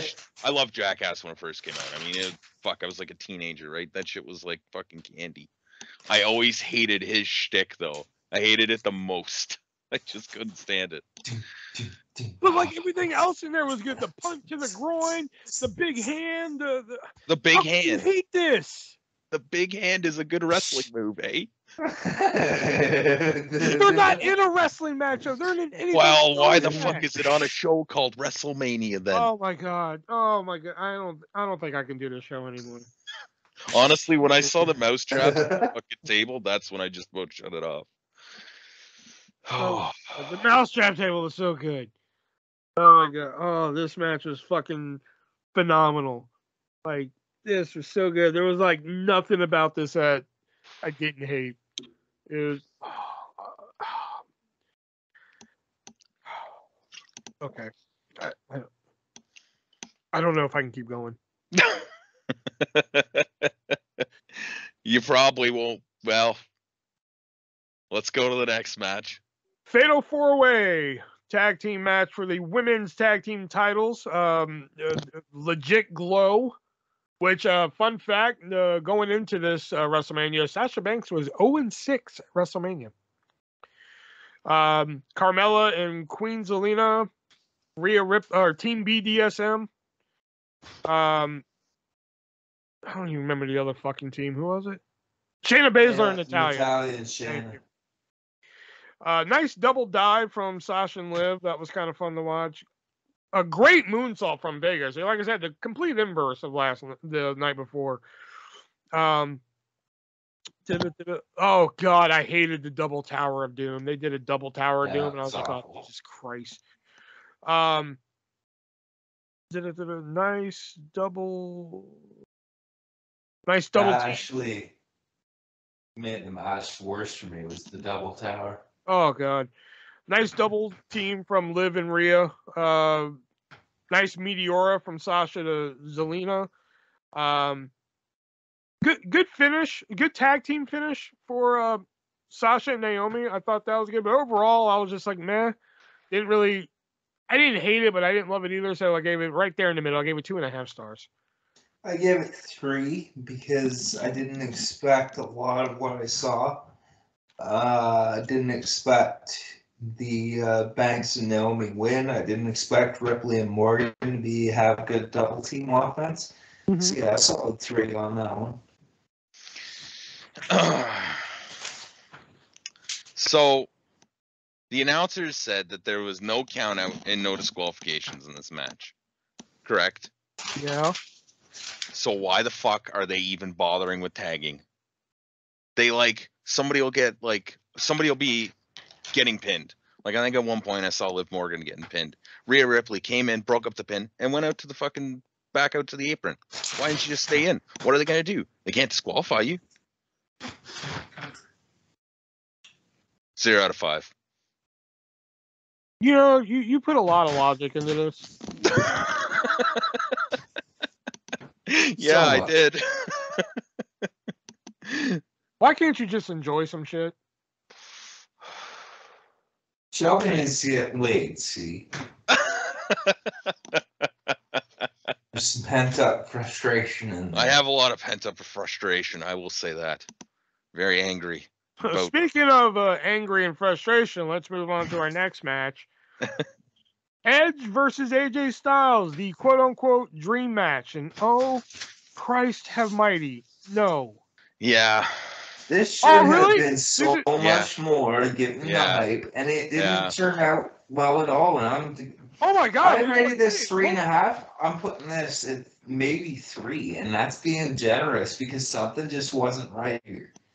This was the match that people were like, "Oh my god, we have to see this." Which I'm like, okay, I'm down. Yeah, no, it sounded good. I didn't get why people wanted to see it, but I'm like, all right, I'll watch. And like, you know, for those of you who actually listen, you know, all 4 of you,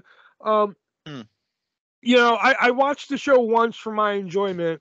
Any pay-per-view that we do, except for like retro pay-per-views, any new pay-per-view that we do, I watch once for my enjoyment. And then, like, I go back and watch again to take notes.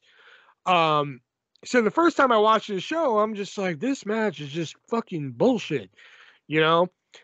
So when I had to go through and watch it again for my notes, I just stopped watching at one point. I'm just like, fuck this match. I don't get 1 star. Yeah. I thought this was the match that you were saying, like, oh, this is like my 5-star fucking match. This is no, Bobby Lashley was my 5-star match. If this is the fucking match that you loved, I am fucking done. To be honest, I did this kind of backwards though, because when I started watching live, they were like halfway through this match. So I watched the last half of this match, and then I went back and watched the first half. But yeah, I don't know. It started off, it seemed like it was going to be kind of cool, and then it just it just got boring. I don't know what the fuck happened. Yeah. I don't say this often, but AJ could use with going to AEW. I think at this point there aren't many people on the roster that he hasn't had a match with. He needs something fresh. I think AEW has a lot of guys that people would love to see him have matches with. Hell, I'll take a fucking AJ Too and Kenny bad Omega he match. just signed another contract. Oops. Yeah.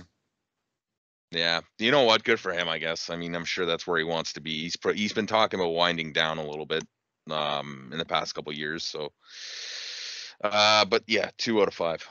So, man, y'all are a lot more generous than me, man. I know. I was It's bored just out of because my... it's AJ. And he cut it. Well, how did he cut himself on the way to the ring? I don't know. They said he hit something on the entranceway or something. Yeah. Yeah. This is pyro.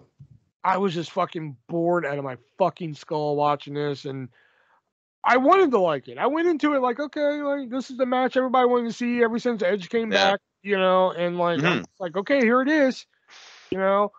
This is just like fucking Lashley and Lesnar all over again. I was just like, okay, this is the match everybody wanted to see, and I don't really get like Edge's whole like obsession with it either. Like I know he wanted a WrestleMania match, but like did they have to like WWE this up in the way that like he's now like trying to like kill AJ Styles and he wants like the more aggressive AJ Styles? I don't know. It didn't need all that hype either, I don't think. I think they could have just thrown this out here and had a decent match, but and now he's doing a new stable with Damian Priest and yeah. Which I mean, they had the Brood, then they had the new Brood with the Hardys and Gangrel, and on the indie scene, Joey Janela and Gangrel are the new Brood. So now they're gonna have the new Brood in WWE. The newest Brood. Yeah. With Tommaso Ciampa and Rhea Ripley. That'd be weird. Is he sticking around? It's going to be Edge, Priest, Ciampa, and Ripley. It's the talk now.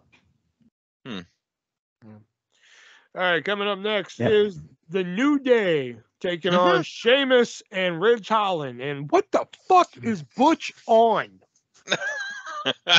Jesus, that was the best part of this match. A solid 1, no place. No time for this. This was bullshit. How the fuck did you rate this lower than Edge and Styles?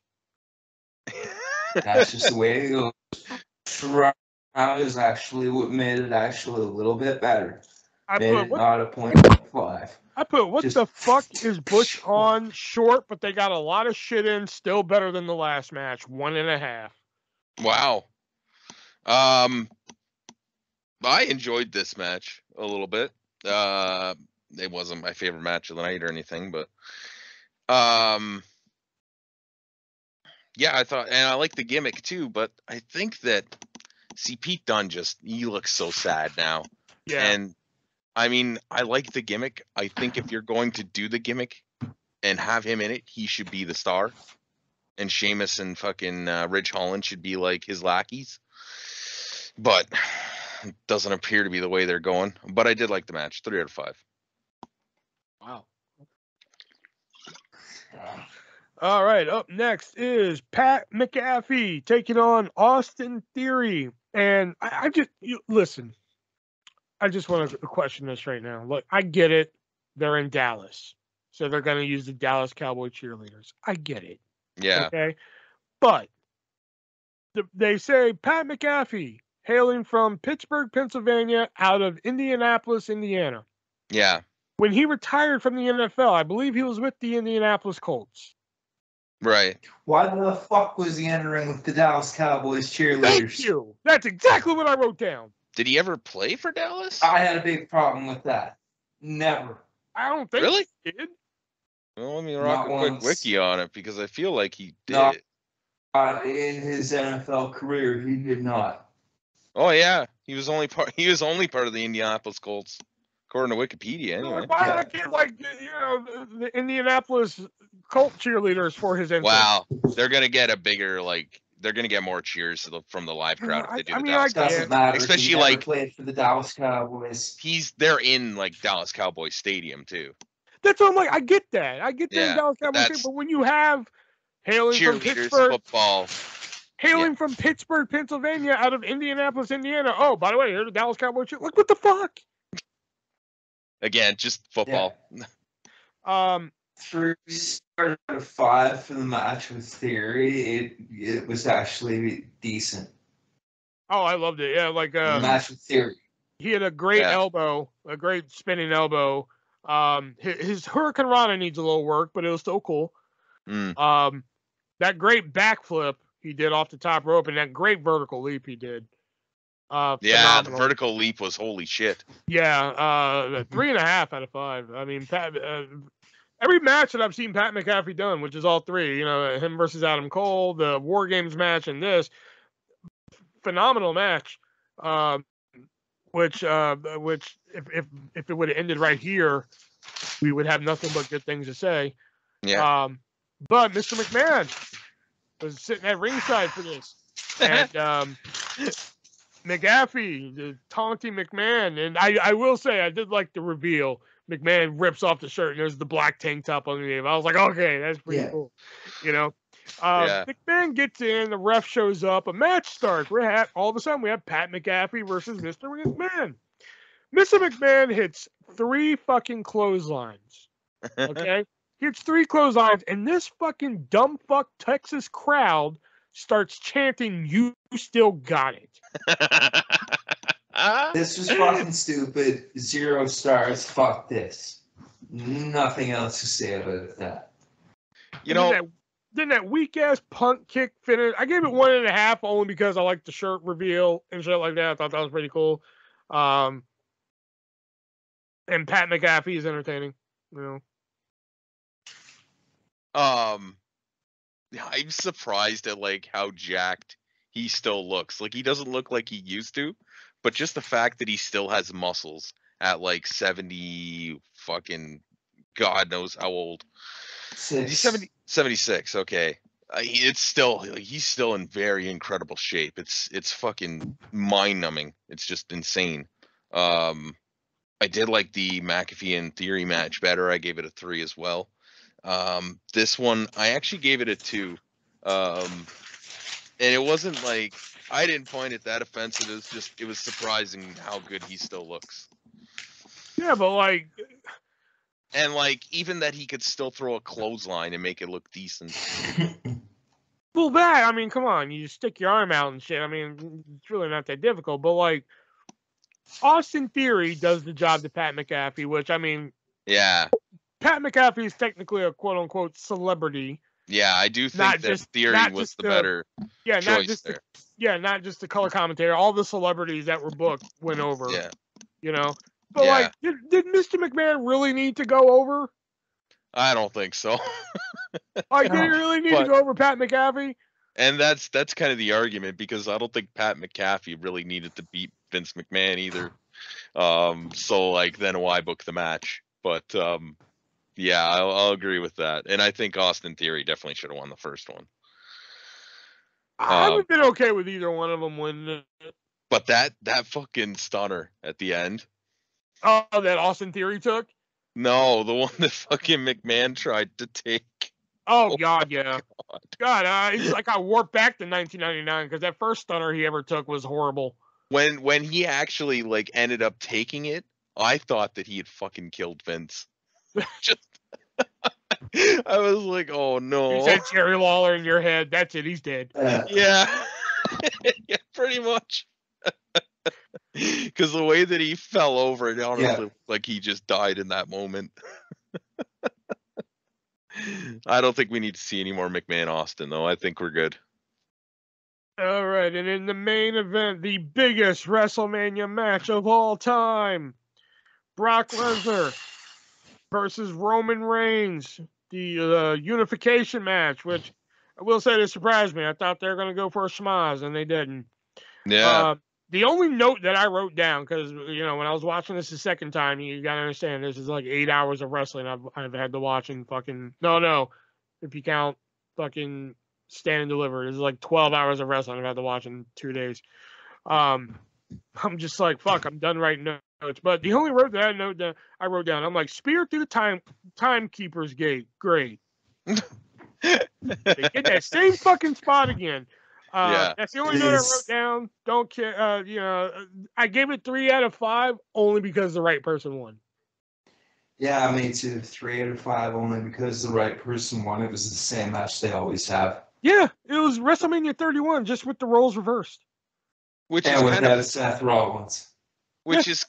funny because I thought that the crowd really wanted to see Lesnar win, but yeah, I think it was the right result. I enjoyed it. It wasn't groundbreaking or anything, but it was a Brock Lesnar Roman Reigns match. 3 out of 5. Oh wow, we all agreed on one. Holy shit! We did. It only took 14 matches for us to fucking agree on one. Yeah. So overall, what do we rate WrestleMania here? 6 out of 10. 1 and 2. Yeah, we're ranking them both together. 7. 6 out of 10. I give it a 7.5 because I mean, matches like Edge and Styles and fucking Omos and Bobby Lashley. I don't know what fucking drugs are on to like that match. It was just fucking horrid. The good shit. Oh god, and the pointless Mcafee McMahon match, like they would really need. Yeah. I think it would have been okay if Mcafee would have beat McMahon somehow. Then it'd been like, oh what, holy shit, Other than that, like Knoxville and fucking Zayn, I mean, immediately after WrestleMania was over, I went back and watched that again because it was just so. Yeah, it was just so good. I bought the Johnny Knoxville T-shirt that WWE sells. Like that's how much I fucking loved it. I went and bought the fucking T-shirt, so I'll be wearing that pretty soon. And even like the short match, even like New Day versus Sheamus and Ridge, man. Like even though it was short, it was like more entertaining than fucking Edge and Styles and fucking Lashley and Omos and shit like that. Plus is all fucked up on coke, just fucking like. And like the tag team opener for night 2, fucking phenomenal. Becky and Bel-Air, which I never thought I'd say that. That was fucking great. Charlotte and Rousey, loved it. So yeah, 7.5, man. Like fucking solid 2 nights of WrestleMania. Anybody else? Sure. Fuck off. Still not the best match I've seen all fucking weekend. What did you say? Was it Lashley and Omos the best match you've seen all weekend?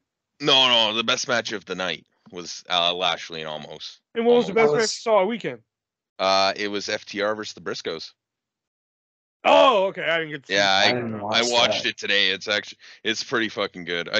There's a lot of bullshit at the end that I don't like having to do with the fucking tag match on Dynamite this week. Did Jim Cornette come out? No. Oh, it's the Young Fox. Oh, yeah. I wanted to mention that. I can't wait. I know he's going to hate it, but I can't wait to hear what Jim Cornette says about Knoxville and Zayn. Oh, man. He's not going to watch it. That's the thing. He's just going to fucking skip it. Yeah, probably. Yeah, he'll watch it. Yeah, he'll probably do like you. Do like 10-second skips and be like, fuck this. Yeah. Like, yeah, once I was watching it, like, what part was it? There was a part in that match. I think it was the giant mousetrap. It was probably at the end. Like once I saw that, I was like, "Oh, he's gonna have a field day with this." He might get questioned on it anyways. Yeah.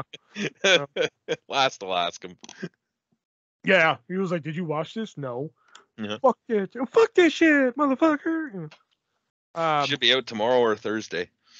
Yeah, because sometimes I'll go and listen to his reviews on certain matches. Yeah. Sometimes I know sometimes I'm in for trouble. Like I want to say it was this match, but I'm not for sure. But like I was like, I want to hear what he thought about the cage match with the Bucks and the with the Lucha Brothers, and I go look it up, and it's like 38 minutes long. I was like, oh, yeah. I was like, I'm in for trouble. Yeah. Or sometimes it'll be like a short one, like 4 minutes, and I'm like, okay, all right, I'll listen. But like, yeah, if it's like 28 minutes long on one match, I'm like, I'm in trouble. I pretty regularly listen to like both his podcasts, so that's why like when I was scrolling and I happened to see the Jim Cornette reacts to Nikki Bella's comments on Vader. I was like, oh, I gotta hear this. Oh yeah. I Oh yeah. was like, hear this. And he's just like, oh, I love their presence. Like, she doesn't know he's dead, does she? I was like, I gotta send this to the group. I gotta send this to the fucking group. Like that was so good. Oh, fucking dummy. Now I gotta go back and watch the Hall of Fame just to see their faces when Vader's there. They're just like looking like, where's Vader? Yeah. It was more like they knew that they fucked up and they were just so embarrassed they didn't want to look over at him. They're just looking at the ground like, no. Yeah, that's exactly what it was. Oh, speaking of the Hall of Fame, though, I love that they let JTG show up. Uh-huh. They let JTG show up, do the old, like, dice roll, hand slap with his son. crime time. Perfect. Yeah, that was fucking dope. Yeah. All right, so that was our review of WrestleMania, which I thought was actually going to take a lot longer, but we actually got some time here. Nick, did you have any He Said What prepared this week? I do have 2 categories again. You have 2 categories. All right, so then before we get into that, though, and our fact of the week and such like that, we got to give a shout out to one of our sponsors here, that being the great people over at MoviesRUSA.net. I fucking love MoviesRUSA.net. We all love MoviesRUSA.net because they ship international too. But what MoviesRUSA.net is, they have a wide selection of television shows and hard-to-find films that they put on Blu-ray for you, DVD by special request. You done shuffling paper over there? During the ad break?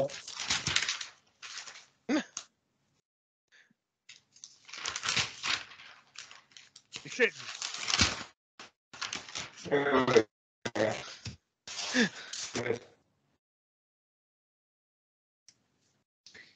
Good.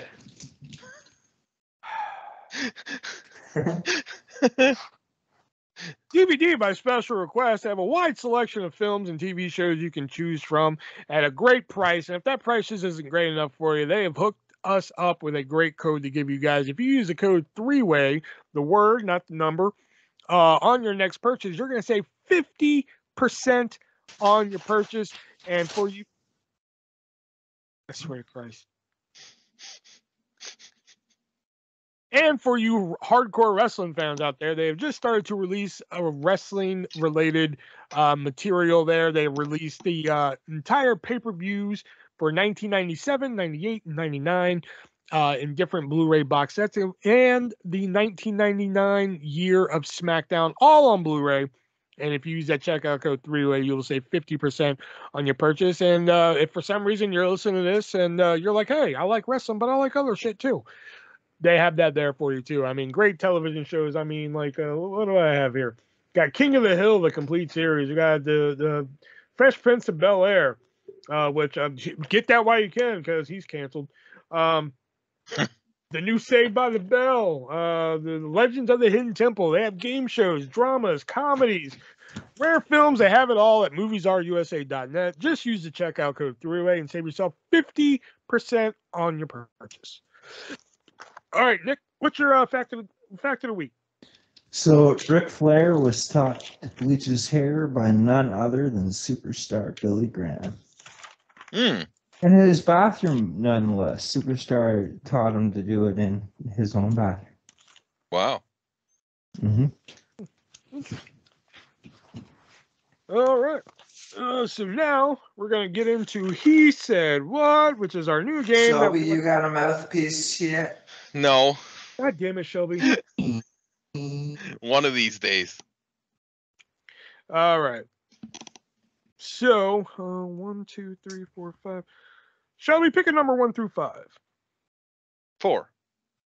2, 3, 4. Oh, this is a hard one. Oh, fuck. Giggity.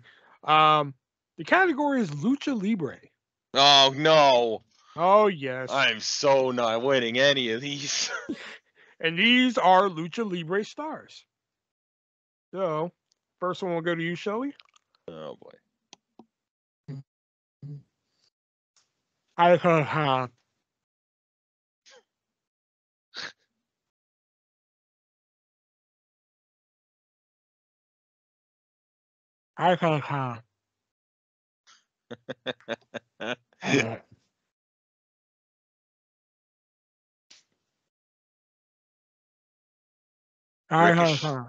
Ricochet? No. I said Lucha Libre. The Lucha Libre, not WWE, goddammit. Wow. I mean, I don't remember his name in Lucha, in fucking whatever. Shit. This is not my fucking category.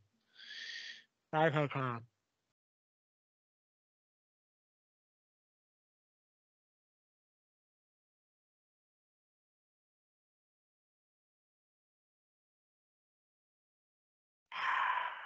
I got nothing, man. Psycho Clown. Yeah, no. Never heard of him. All right, Nick. Ironatica. Cybernetica. Ironatica. All right. Shelly. Art R. Art Bar? Art Bar. There you see. You got one. Ah! All right. Nick. Cash hand.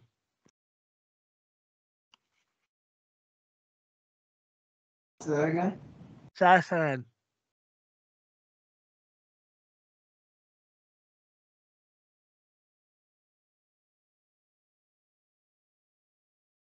Cash hand. Yeah, nothing. Chess man. Yeah, I got nothing. No. Chess man. All right. And Shelby. Oh, good luck with this one. Oh, boy. Escalada. I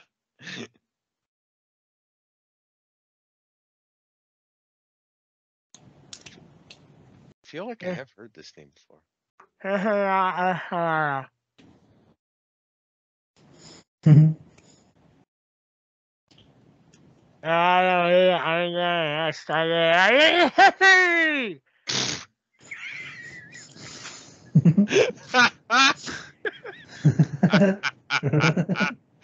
Oh, God. I'm hearing Escuela at the end. And that's like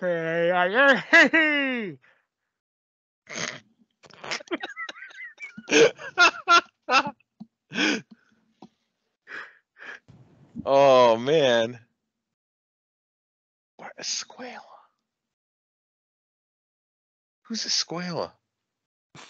I don't even know if that's the right word, but now it's bugging me. Escalada. Okay, I'm not hearing Escuela anymore.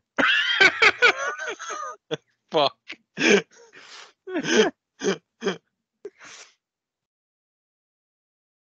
Oh. Well, all right, one more time. All right. Escalada.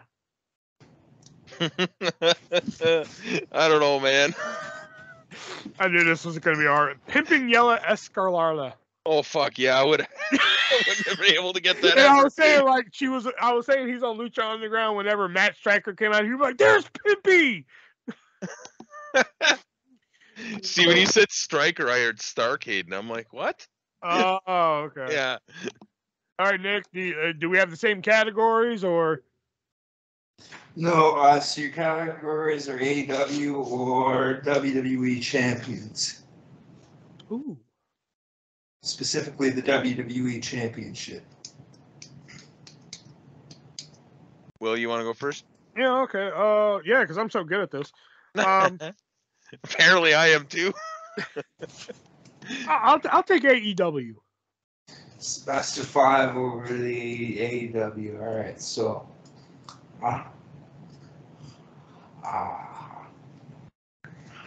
Tiger da Sol. Fuego del Sol. Yeah. Hey, I got one. All right. Sorry. Yeah. Andrade, Sammy, Artis.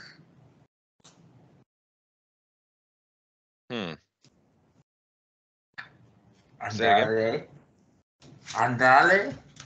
Sammy, Artis. I got it. That's a hardy has is a hardy again. The hardy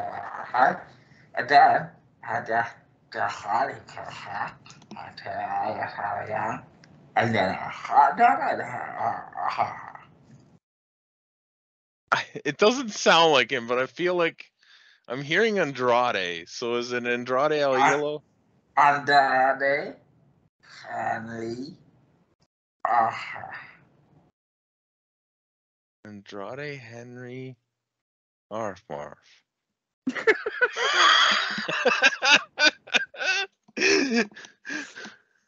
Yep, that's it. Andrade Family Art Bark. There you go. You got it.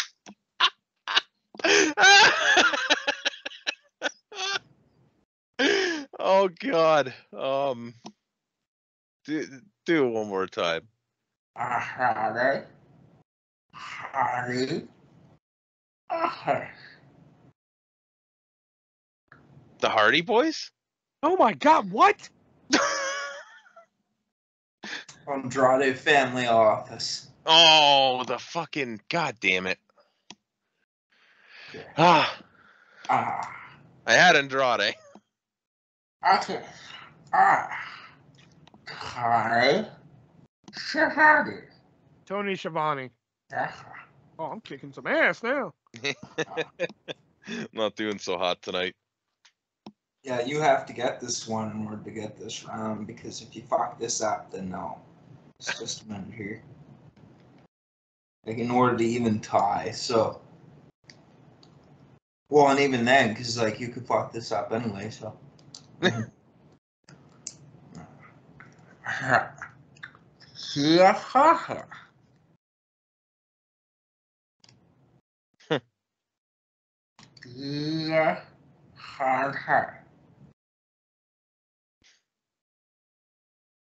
Heart. Yeah. I got nothing on this one.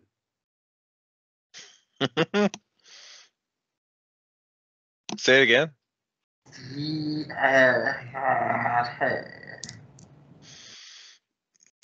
Lee Moriarty.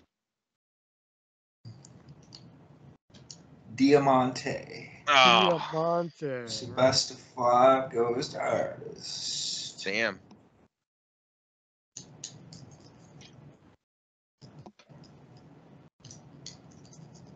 So what next? Oh, you're not gonna do the rest of them? There's only the fucking you win the rounds. Like the fuck's the alright. We do cumulative points, you know.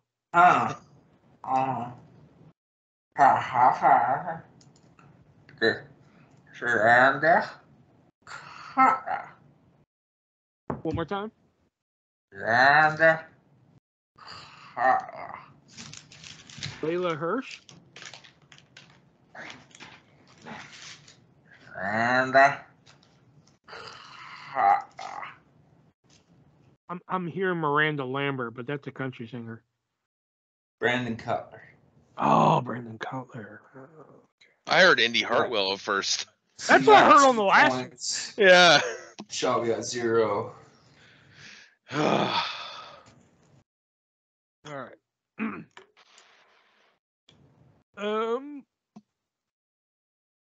You know what? Just out of curiosity, pick a number between 1 through 4, Nick. 4. Okay, wrong number. I've been wanting to do this category because it's a fun one. The category is She Looked Like a Man. These are wrestlers / personalities who have done drag.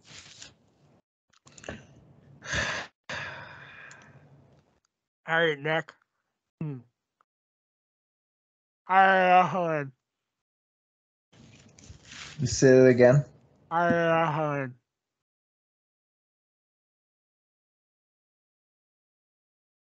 One more time. All right, Holland.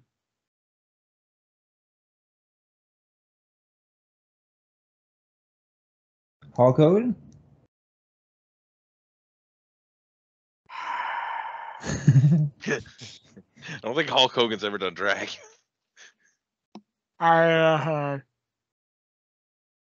'Cause I got nothing. Harvey Whippleman. Oh shit! Oh yeah, okay. All right, Shelby. Oh boy. I heard. That's it. Yeah, I know that one. Wait, did you just sneeze?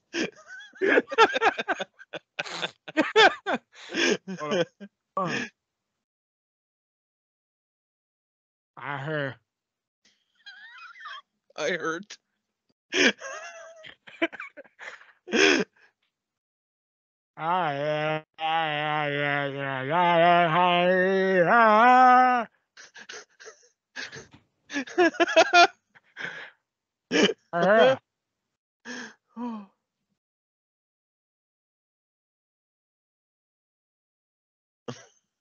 I heard.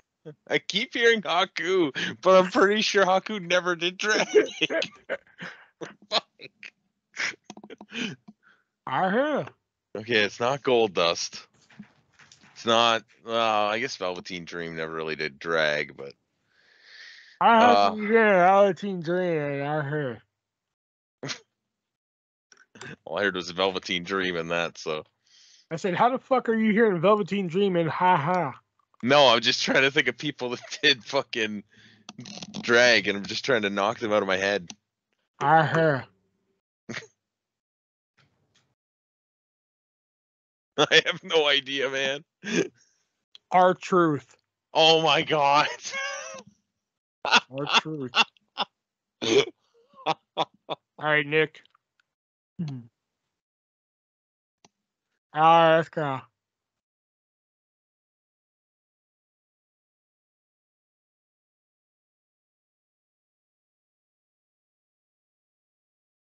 Nick. Oh shit. Say that again. Let's go. Al Snow. Let's go. Kalisto. Let's go. Santino. Gerald Briscoe. Oh. Fuck, I didn't have that one either. All right, Shelby. Hmm. Here's high.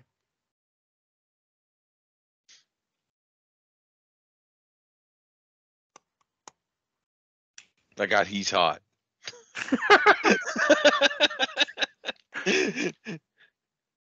Well, if you're into that type of thing, he could be.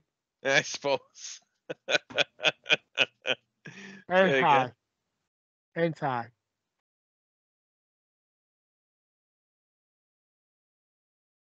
Hentai. Inside. Inside? Shut it, Nick. Tensai. Ah, yeah, it's Tensai. All right. So. No, wait. There's one more. Nick. There you go. William Regal. Oh, there you go. Yeah. All right. Now it's your turn. All right. So what you on first? WWE champions. Well, yeah. No. Will can go first.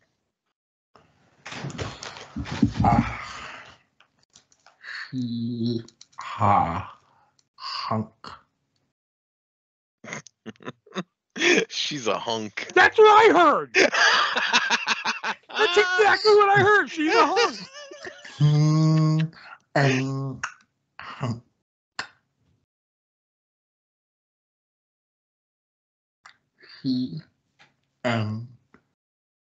CM Punk. There you go. All right. Shelby. Yeah. Shinda. Oh, Jinder Mahal. Alright.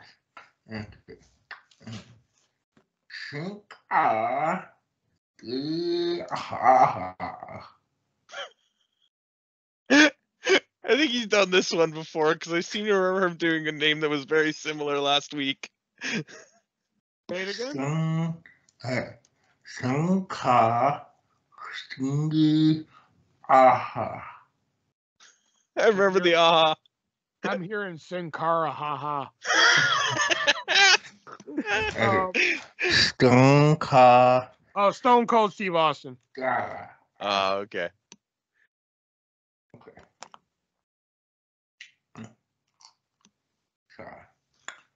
The Iron Sheik. The Iron Sheik. Yeah, I got that.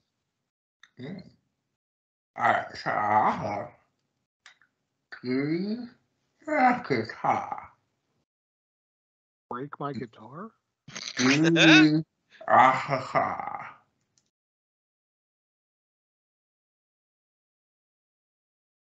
One more time.